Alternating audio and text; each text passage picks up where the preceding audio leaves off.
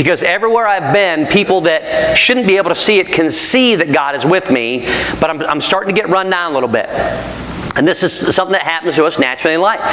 It happens when we're going through and we're like, you know what, I was supposed to get that raise, I was supposed to get that promotion, and I didn't get it, and that guy got it, and there's no way he's deserving. I've been here longer, I'm a better employee, I come in earlier, I stay later, I make the boss more money, and for some reason, they chose that guy or that gal.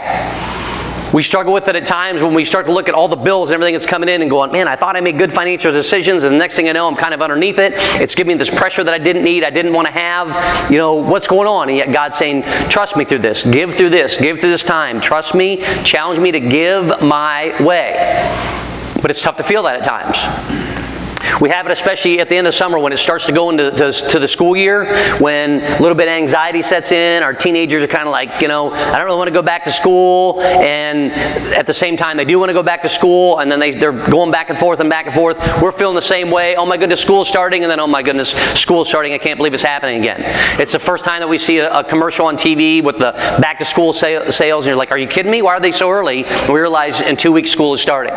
So these constant things that we deal with, it could be dealing with our spouse to where, you know what, I'm a little bit angry today, I ran my mouth more than I should have, I got angry, I was over anxious, I started to doubt, I was worrisome, whatever it might be with these things that rise up from inside of us.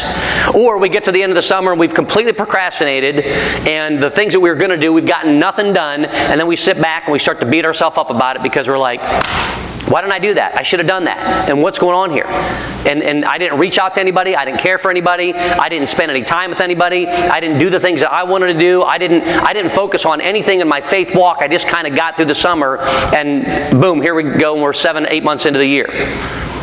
It's very easy to happen to where all of a sudden life kind of moves forward and we don't recognize God along the way, and so it's really tough to see or to feel that God is with us. Not because God has moved, but because we have.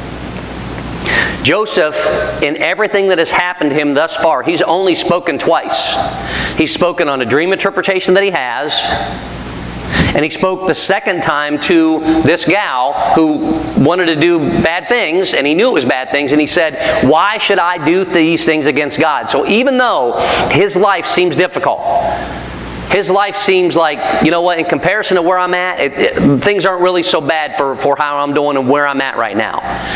He acted in such a way that he knew that the Lord was with him. And for a lot of us, we'd be discouraged at this point. A lot of us would be like, I'd be ready to give up. A lot of us would be going, come on, God, what's going on? Are you paying attention? You asleep at the wheel? Do you even care about what I'm doing? Do you even care about me as a person? What's happening here? And so here we have Joseph in prison, and it says the Lord is with him and granted him favor in the eyes of the prison warden. So Joseph's best friend right now is the guy that runs the jail. As this young teenager, possibly young 20-something. No friends, no family where he's at. And now he's been looked down upon. Verse 32, it says, so the warden put Joseph in charge of all those held in the prison, and he was made responsible for all that was done there. The warden paid no attention to anything under Joseph's care because the Lord was with Joseph and gave him success in whatever he did. Now remember something. Joseph is living out his faith, but he's living out in a country that doesn't believe in God. They believe in many gods. They believe in the sun god. They believe in the rain god. They believe in the river god. They believe in the crop god. They believe in all these different gods. And yet they could see that the Lord, this one God above all gods, was with Joseph. So in their society, in their culture, they're like, you know what? If things are going great, the better he does, the better it is on me. The more that he does, the more it makes me look good.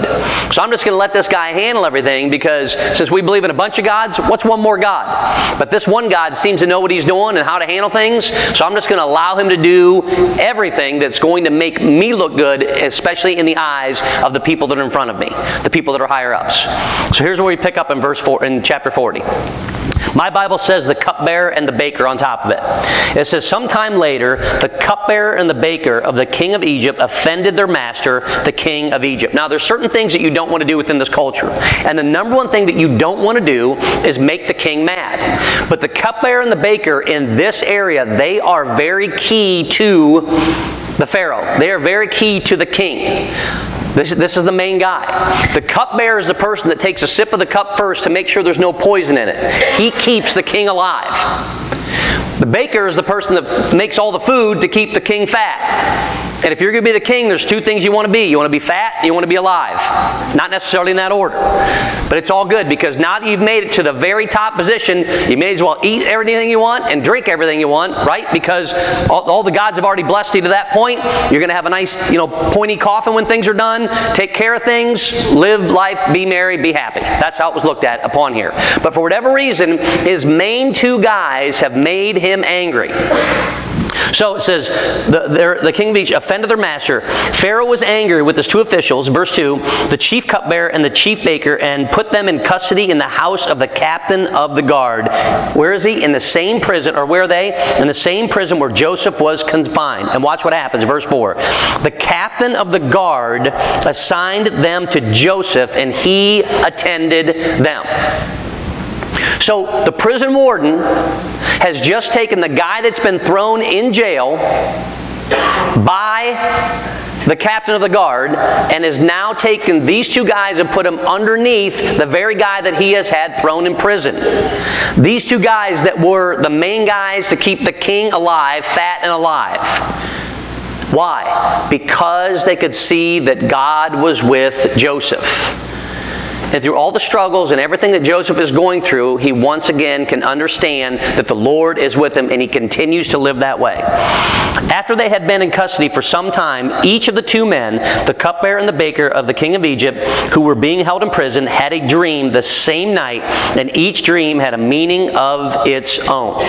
So, God at this time in the Old Testament would give visions, but whenever you give visions, you have to have someone that is there to interpret them. So if you are someone that, like, you're having dreams and like you'll share the dreams, my family does this a lot. I had this dream last night, and then they shared it, and you're sitting there looking, and I don't know anything about dreams, so I'm like, look, I'm going, you might not want to have the hot sauce tomorrow night whenever you eat, a burrito, because that was a little difficult on you. Or you might want to cut back on the fried foods, whatever it might be, because that dream was weird.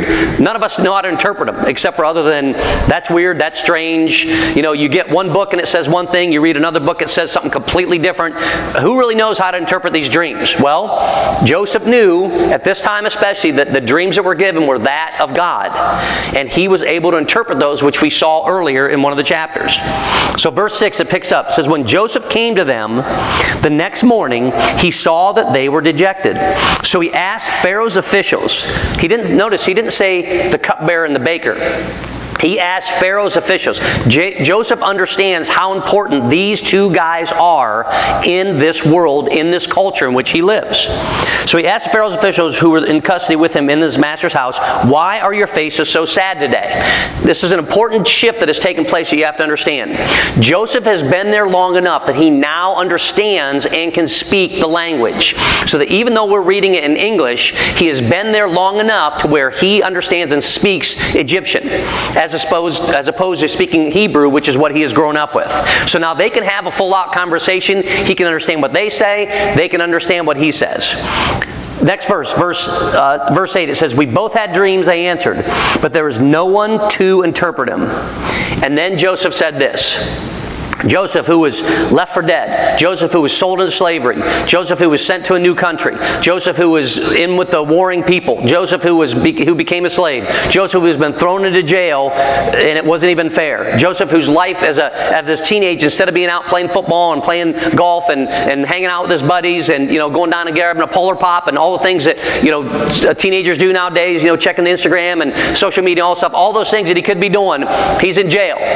So Joseph, this very guy, says to them, do not interpretations belong to God? See, everyone around him could see that he lived his faith.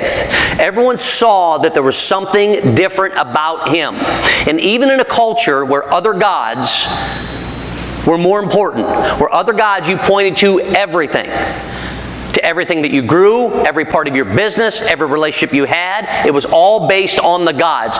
They could see that God was with him. And this is every person that comes in contact with him. Then Joseph said to them, do not interpretations belong to God? And he says to them, tell me your dreams. So the chief cupbearer speaks. Told Joseph his dream, and he said to him, in my dream, I saw a vine in front of me. Now, let's stop here for a second. I'm going to give you this dream.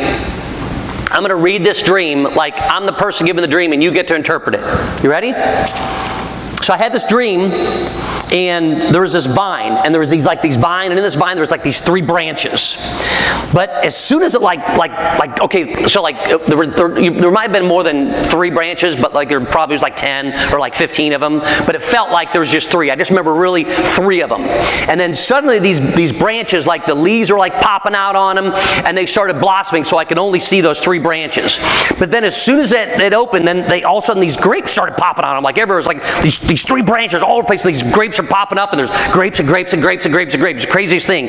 And so I took these grapes, and then I had Pharaoh's cup. And Pharaoh, you know Pharaoh's cup, man. It's like that gold thing, and it's shiny. And that one movie, do you remember Indiana Jones? He's got the fedora thing, and he's got the whip and all that kind of stuff. And he goes in, and there's all those like chalices everywhere. And you're like, oh, you're supposed to pick the one. Well, Pharaoh's was like so big, and it was shiny, and it was gold. And I put it over them. There's these 3 branches with all the grapes. So I took the grapes, and I start squeezing the grapes, and then squeezing the grapes and squeezing the grapes, and then they're just like all this juice is coming out of them, because that's what's inside of grapes, and it keeps filling up. And the next thing I know, I fill this entire cup up, and then I take this big chalice thing, and I take it over, and there's Pharaoh, and he takes the cup from me, and he drinks it. What does that mean? What would you tell me? You have no idea, right? You're like, dude, you made a cup of grape juice. That's a great dream. Grapes grow on vines and stuff, and then when you pick them, that's what you do. You make grape juice. I'm not really getting it. It's kind of cool that the king was there. I'd like to meet the king. I've never met the king. He's a pretty cool dude from everything I hear. That's it. That would be our interpretation. But see, that's because we would interpret the dream based on what we feel and how we see it. Joseph is someone who said, no. These visions belong to God. Not your sun God, not your river God, not your grass God, not the God that you pray to when things are going rough, not to the relationship God, not to the finance God, not to the gold God. They belong to God. They're His. And this is His interpretation. This is what it means, Joseph said to him. The 3 branches are 3 days. Did you guys get that out of there? So that you took the branches and then moved it from an actual physical thing to something in space and time. These 3 branches represent 3 days. Within 3 days, Pharaoh will lift up your head and restore you to your position, and you will put Pharaoh's cup in his hand, just as you used to do when you were his cupbearer. Let's stop here for a second. How did he get that out of that? Did any of you get that? Now, some of you knew the story, and you knew where it was going to go, but through everything I just shared with you, how in the world did they get that? It got there because Joseph lived in such a way that he knew the Lord was with him.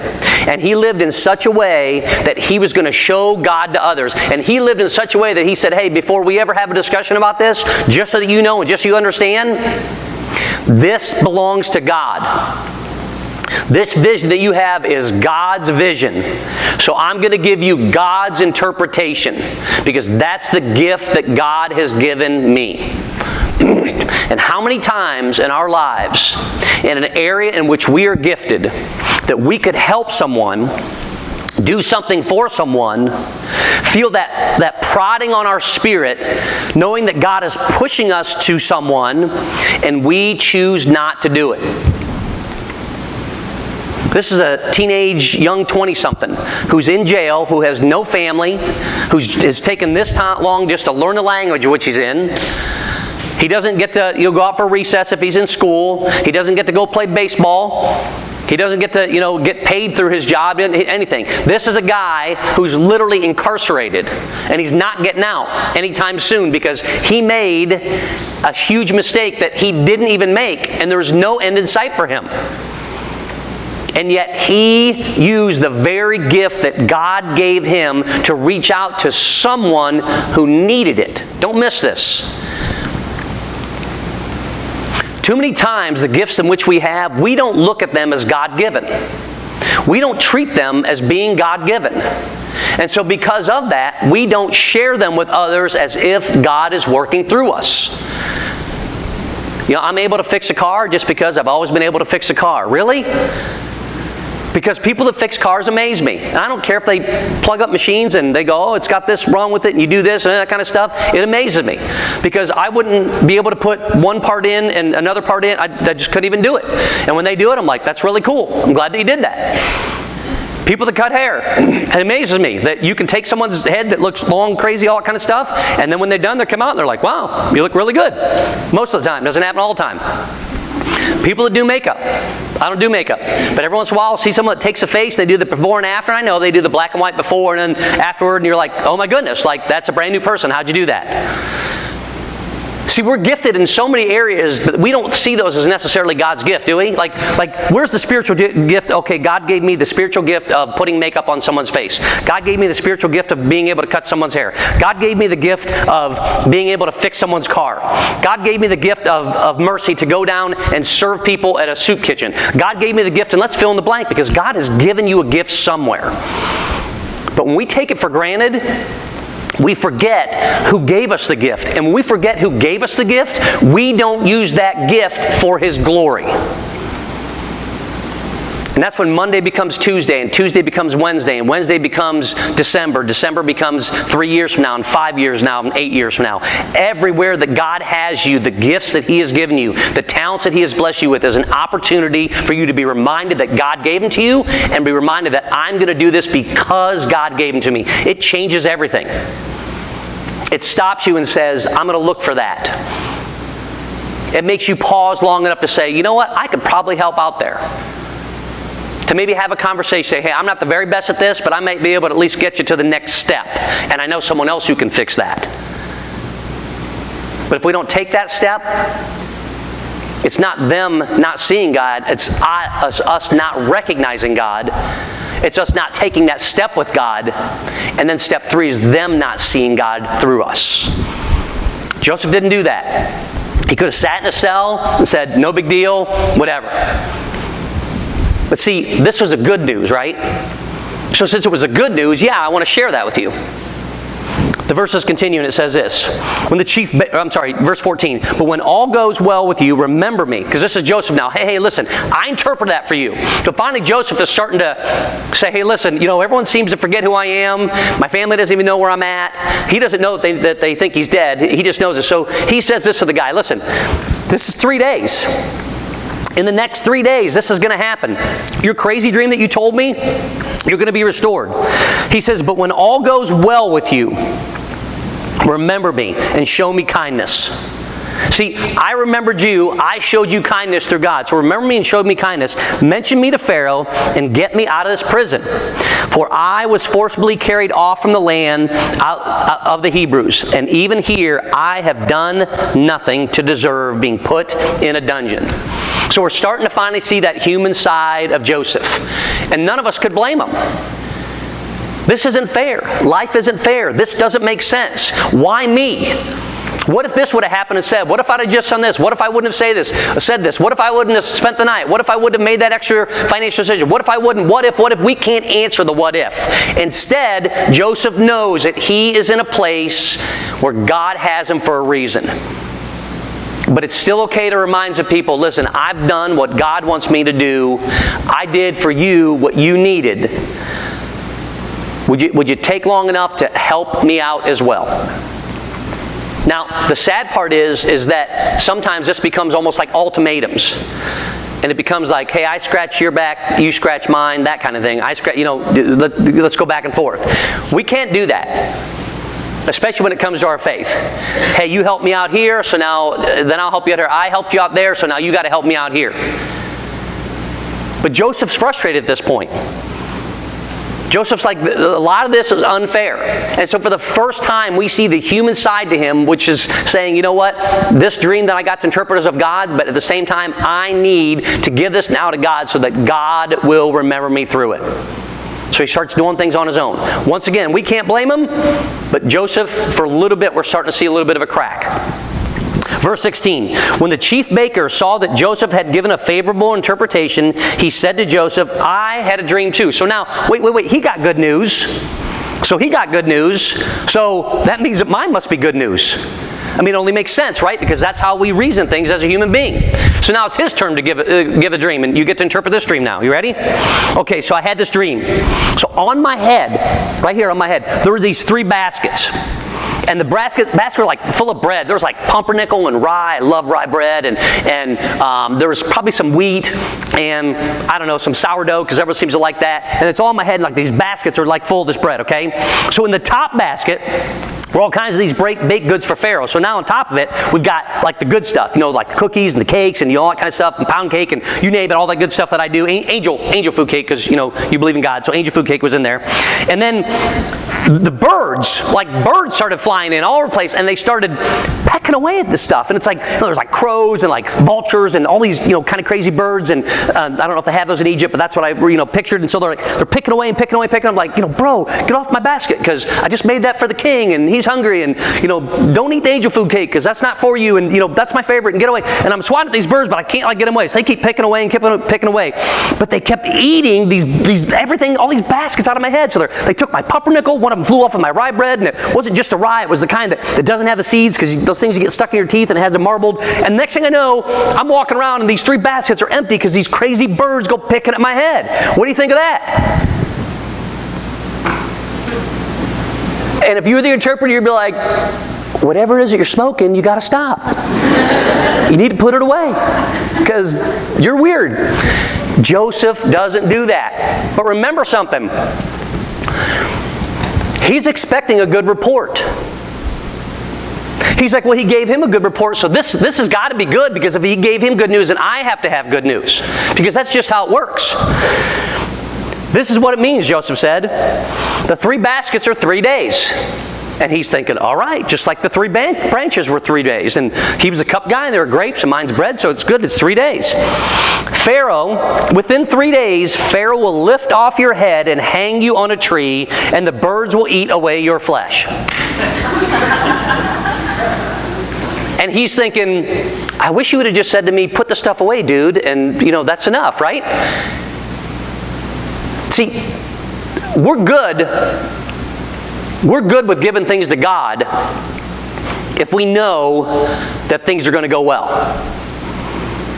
But sometimes we get an answer that we don't like, and then all of a sudden, whose fault is it?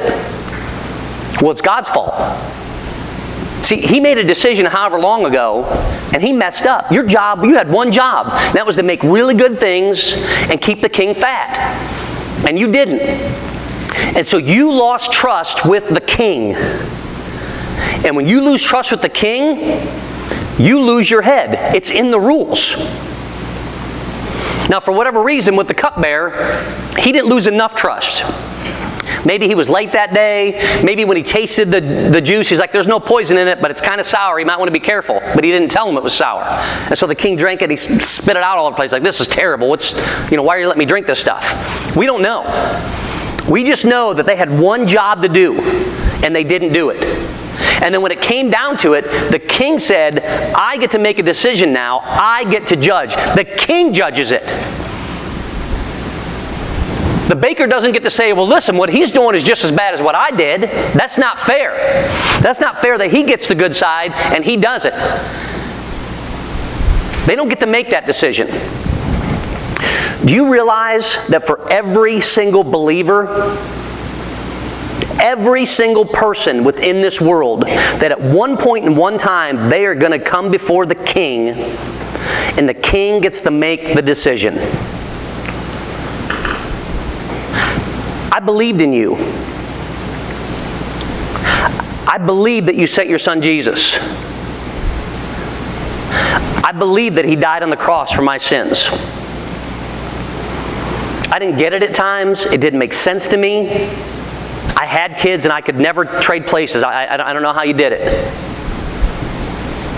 And yet, God, you love me so much that you did that for me. And so I made a decision one day to use the gifts that you gave me and the talents that you blessed me with. But first, before I ever did that, I stopped long enough to recognize you as my king. And I accepted the first gift, which was your son Jesus. And then I used the gifts that you gave me to live that before others. Because Jesus was the cupbearer. And Jesus was also the king. And I believe that because my sins went into that cup and he drank the entire thing down. I believed and I lived it. Because the other one's going to go, man, I'll tell you what, God, you made a great world and all the stuff you put in, I enjoyed all of it. I mean, to the fullest. Did I know you were out there? Yeah, I knew you were out there. Everyone knew you were out there. Even the guys that didn't really care that, they followed the devil and all that stuff, they still knew you were out there, right? Because they argued back and forth and they had all things. But man, it was just so much fun being with them. And at the end of the day, all the things that you made, I enjoyed. To the fullest. It was great. Had the best foods, had the best drinks, hung out with some really cool people. I got to meet some really nice people. And I knew that you did all of it. And at the end of the day, everything that you made, I was in 100%. Thank you. See, the king gets to judge both of those. Because on the one side, the person lived for the Creator. And on the other side, the person lived in the creation. But the king gets to judge. Story continues. Verse 30 it says, now the third day was Pharaoh's birthday, and he gave a feast for all of the officials. For all the officials. See, at this feast, it was the same way as when Pontius Pilate had the opportunity to release a prisoner back as part of what the people wanted. So he, on this day, is before everyone, and he gets to release someone as well. So he chooses two. He chooses the cupbearer and the baker. But the difference is, he doesn't say, hey, who do you want released? Who do you want me to send back into the general public? Because he's the king. Pontius Pilate wasn't the king. And Pharaoh says this, he lifted up the heads of the chief cupbearer and the chief baker in the presence of his officials. Here they are, guys, both of them. He restored the chief cupbearer to his position. So you come on over here at my right hand. Take of the cup, so that he once again put the cup into Pharaoh's hand. But he hanged the chief baker just as Joseph had said to them in his interpretation. We stop because I want you to see some of the comparisons with Joseph and Jesus here. Joseph was thrown into prison unfairly. He did nothing wrong. He knew that he did nothing wrong. And yet he stayed in prison. Jesus was also thrown in, had done nothing wrong. Beaten, scourged all the way through. At the end, before the king, there was someone on the left and someone on the right. And one went to heaven and one didn't. One lost their life for eternity. The one that went to heaven was the one that believed in everything the king had done. The cupbearer, the baker. The one who hung on the cross next to Jesus and believed, and the one who didn't. Joseph finishes with this. I'm sorry, in verse 23 it finishes with this. The chief cupbearer, however, did not remember Joseph. He forgot him. Even though he had heard the interpretation was for him and it was about him. I got my job back. Isn't this great? It's just like somebody told me, I don't really remember, but man, I got my job back. Isn't this great? I'm back in, the family's in, hey, we're good to go. Back here tasting the wine, the fruit juice, whatever it is they put in front of me. So glad I'm not the baker because that guy lost his head before everyone. Whew! I can move on with life now. And there's Joseph. What's he doing? We're going to find out next week. We're going to find out more about Joseph as we dive in. But here's what I want you to take from today. Mike and the praise team is going to come up. They're going to start to play a little bit. This message is also about communion.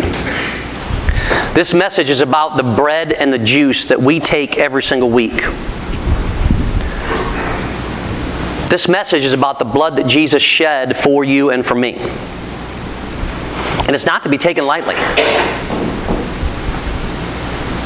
Jesus shed His blood for you and me, and He had His body, He put it up there for all of us, for everyone to see. And when God gave, He gave everything. He bore that for each one of us.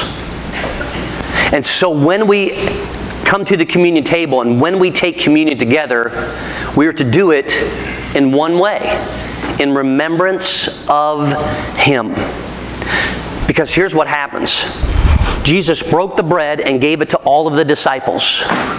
And He took the cup and gave it to all of the disciples. And they took part in it. And He said, do this in remembrance of me.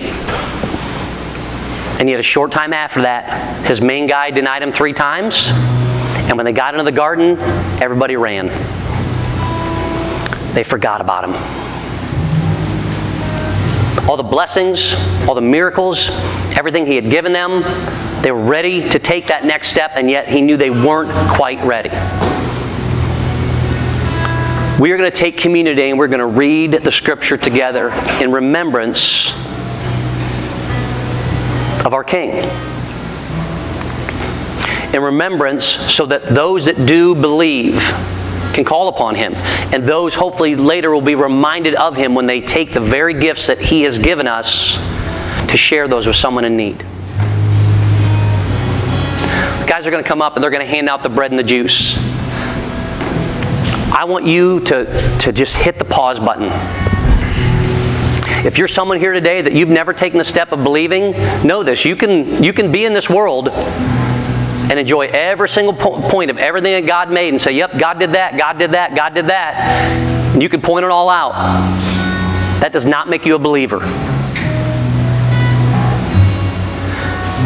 Being a believer is the person that stops long enough and says, man, God just didn't do this for the world. He did this for me. I meant so much to Him that He died on the cross and rose from the dead for me. And I believe that. And I believe that whatever gift that He's given me, in the words that I say, and how I treat people I may not even know yet, and people that I've been around for my entire life, that I'll take the gifts He's given to me and share them with others because God did it for me first. So hit the pause button for a moment. Reflect upon those gifts. Maybe reflect upon some battles you're having that you can't see God in, that now you can stop long enough and go, oh my goodness, God's right in the center of this. Whatever it is that you need to give to God today, do this in remembrance of Him. Then we'll read the Scripture and we'll take communion together before we sing this last invitation song. Would you all bow your heads with me, please? Dear Lord, as we come to you, God, at the communion table, as we come before you, God, Lord, would you show us today that in everything, Lord, that you are here. God, in every person that you bring in our lives, every moment that we have to be caring and kind, every time that we get to use a gift that you have given us, Lord, that we will do that in remembrance of you. Lord, you gave special gifts to Joseph. You give special gifts to us. Help us to use those, to recognize those, and to pass those on to others so that others may see you through us. Your Apostle Paul said to be an imitator of Christ as he was an imitator of Christ. Lord, help us to imitate that same love that you pour through each one of us every day. God, as we take this communion together, help us to do so in remembrance of you. It's in your name that we pray. Amen. Thank you, sir.